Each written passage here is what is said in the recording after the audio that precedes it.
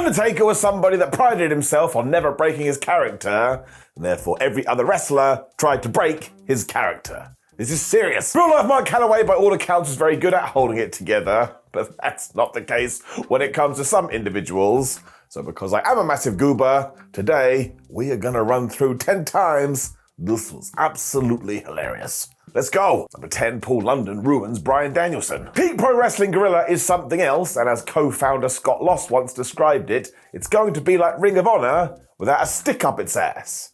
You can do with that what you will. I think Paul London must have reveled in this idea though, because I tell you, as soon as that information got into his brain, he went crazy with it. He did indeed go out there and ask Bryan Danielson to be his tag team partner though, so they could become a success in Pro Wrestling Gorilla. And when they were cutting their promo to set this up, well, I do believe Paul started to improvise. It started off with London admitting that he had gone to visit a lovely beach, which is when he saw some dolphins splashing around, and in that moment his heart was so filled with joy, he realized he needed to be tag team partners with Bryan Danielson. Eventually, Paul got to a part where he talked about seals flying around, and at this juncture, Bryan couldn't handle it anymore, and flub me did he crack up. London wasn't done though, so he then encouraged fans to join the swarm or something like that, and by this stage there were basically tears coming out people's eyes, but you should go and check this clip out if you haven't seen it already. It will make you feel warm and fuzzy in your tum-tum. Number 9, Booker T does the impossible. And added in some serious entertainment when it came to the WWE version of the NWO. I mean, we tried here, but it never really clicked. That was mostly because it started so silly, because Kevin Nash and Scott Hall and Hulk Hogan were brought in to destroy World Wrestling Entertainment, which never sounds right. When they got a microphone, they said, oh, we're nice guys. We're not going to do that at all. Oh, why the flub did you come here then? Go away. Moreover, people just wanted to see the best version of the NWO, which was the WCW version of NWO. But then you started thinking, why would Vince McMahon bring in the New World Order to kill his own creation? Because ultimately, that's only going to affect him. It was stupid. It got worse too, because within a few months, Scott Hall had to leave because he was struggling to deal with his personal issues. And as soon as Hulk Hogan smelt that red and yellow again, he jumped back to being a babyface. So whatever we had was dead. It actually did mean that we got to the awful version of NWO, because we just started adding people after adding people after adding people, and eventually it was just a big mess. It didn't mean anything anymore. Thankfully, I think Booker T soon caught wind of this and decided, well look, at the very least I'm going to make it entertaining. And he did. Therefore, as soon as he could, he started singing his own lyrics to Shawn Michaels' theme song, including throwing in a bit when he went, I'm just a Booker T. It was ridiculous. I'm not sure Nash and Shawn Walton were ready for this because they just burst out laughing. And actually, this version of the NWO could have used more of that.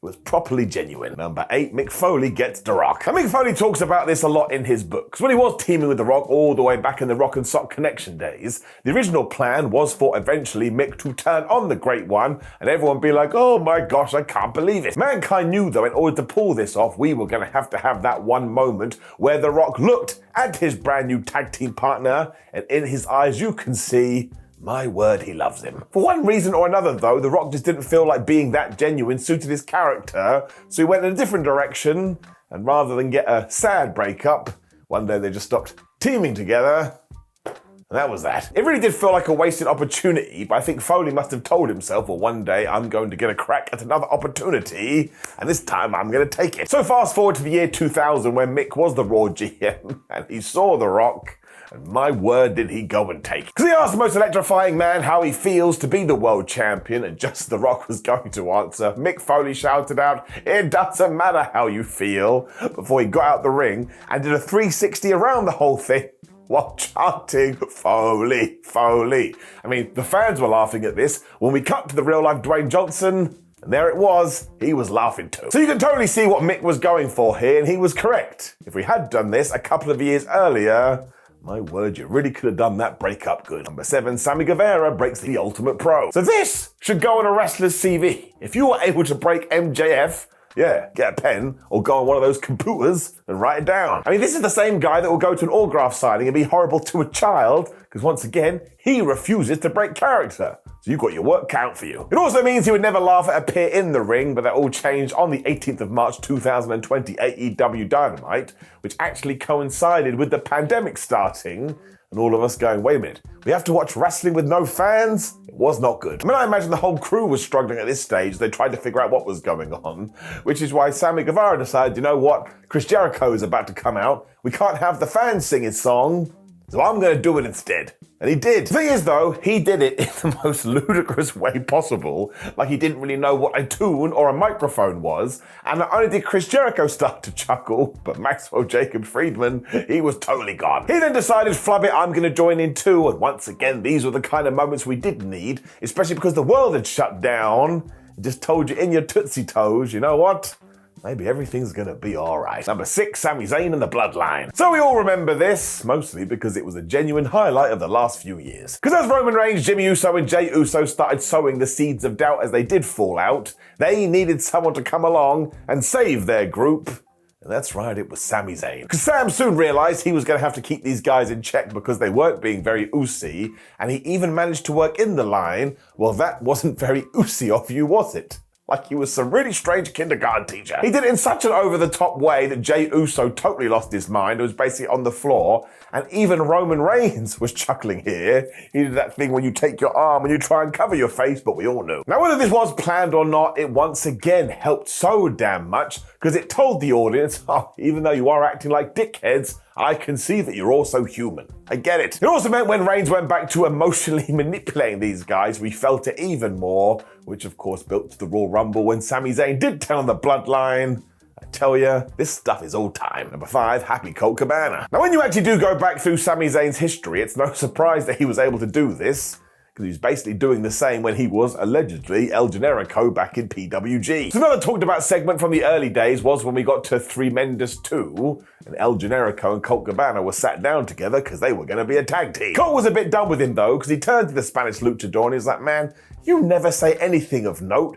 You just say you're going to beat your opponent and you respect your opponent. I need something more. Jericho took this to heart too, because he then cut the most American-style promo you could imagine on Kenny Omega and Chuck Taylor. It was almost like he was a different person. Cabana had something else for him as well though, because he whispered something in his ear, which was, tell them you're going to eat their children. I'm not sure this got through to Jericho's brain, because he just came out with, I eat children. Even that actually made me laugh. So you can imagine what it did to Colt Cabana. He totally lost his mind too. So that really is a joy to watch. And also, if you're a boxing fan, you'll understand where this came from. I didn't need to say that. Number 4, CM Punk loves it. In late 2013, we had a championship ascension ceremony. Now, if you weren't watching WWE in 2013 and think, well, that sounds shite, well, it was. It was just one of those Vince McMahon-isms because John Cena and Randy Orton were about to battle for the 2 World Heavyweight Championships and join them together. And also we were doing this because we wanted to highlight on them and we didn't want anyone to mention Daniel Bryan. This is when the fans really wanted Daniel Bryan to get a push, and WWE decided, well, we don't have to listen to you. They seemed to forget that we were in a live setting here, though, so of course the audience did start to chant for Daniel Bryan, and while Triple H and Stephanie McMahon tried to continue on this ceremony, well, it was quickly falling apart. It was absolutely awesome to watch, though, especially CM Punk, because not only was he grinning like the Cheshire Cat because people were chanting for the Yes Man, but he also clearly found some of the verbiage absolutely ridiculous. He was laughing at that as well. Given the time frame, you'd have to imagine that CM Punk was slowly getting checked out here, because in less than a year, after that Royal Rumble, he was actually going to go out the door. It is just one of those real moments again, and it just makes people come across like real people. I don't understand why wrestling tries to steer away from that so much. It really is the secret sauce. Number 3, Juice Robinson has an out-of-pocket moment. We go to New Japan for this one at Wrestle Kingdom 11, because on that card, Cody Rhodes was going to take on Juice Robinson. In hindsight, this was a big deal. It was part of the journey that was going to take Cody to the top of the industry. If you know anything about Juice, though, he doesn't care if he wins or loses. He will always find a way to do something newsworthy, which is what he did here during the preamble. Now, sometimes he really does take this too far, so when New Japan were doing their press conference to say, oh my gosh, these guys are going to fight, Juice turned to Cody Rhodes and Brandy Rhodes and said, Brandy, you better not get involved, otherwise I may have to punch you in the face. What? Now, it goes without saying, man on women's violence is totally wrong, and even in wrestling, we've got it wrong time and time again. But this comment came so out of nowhere, I do not think Cody Rhodes was ready for it, because he wasn't able to keep this down, and he started to laugh. Brandy also sold it like death, so fair play to her, and that reaction got Juice, when all of a sudden he was laughing too, and all of a sudden this just became the most ridiculous party ever. So you have to imagine that he was going for the dark side of comedy here, which is kind of the atmosphere you do want to create, but he clearly regretted it too, because all of a sudden Robinson was like, I didn't mean that. I mean, it's not like I've done it before. It just ties into all the other entries in these lists though, because you can be sat there, and if somebody says something you aren't ready for, well, you're probably going to fall down. Number 2, Punk breaks Paul. I mean, this must have happened all the time. Because when CM Punk and Paul Heyman were just on Raw every single week, you have to imagine they were thick as thieves. Also, go and listen to them in interviews. They're essentially the same person. It's why when they started their WrestleMania feud with The Undertaker, they were really going to push the line. Because, yeah, you'll remember this. They soon started to make it all about Paul Bearer, who very sadly had recently passed away. And then on the March 25th, 2013 Raw, Punk came to the ring with an Undertaker-style urn, and he started to tell everyone, oh, I bet you're wondering whose ashes this is.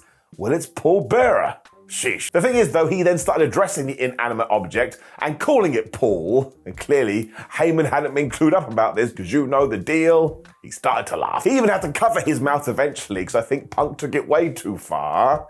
And I kind of get this, he was coming across a little bit insane. The good thing is, because I think it's always important to throw it in there, The Undertaker and Paul Bearer's children have always said that Paul Bearer would have loved this. He just always wants to be included, so even after his death, he found a way. Let's hope that is true too, because otherwise, this is totally mad. And also, let's not forget about all the things that Paul Heyman has seen in wrestling, and this got him.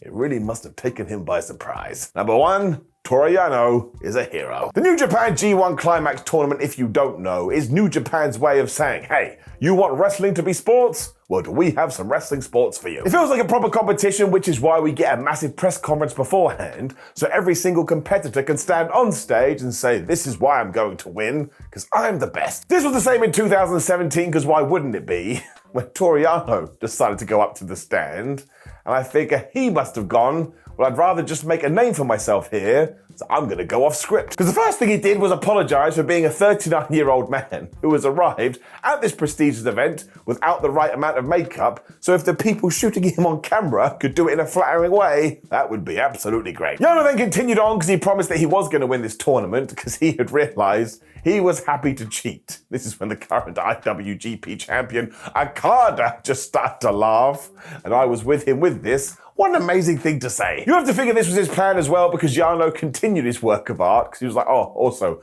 I've got these drugs that haven't been approved by the medical board yet, but you know what? I'm still going to take them. I want to win the G1. I kind of just kept chuckling more and more at this too, so I'm just going to say, if wrestling could give me more moments like this, I would really appreciate it, because I've worn the one t-shirt today, but Goofy Wrestling for Life is my favorite, and when we're talking about these entries, well, it was totally random, and it was totally out of nowhere. Up.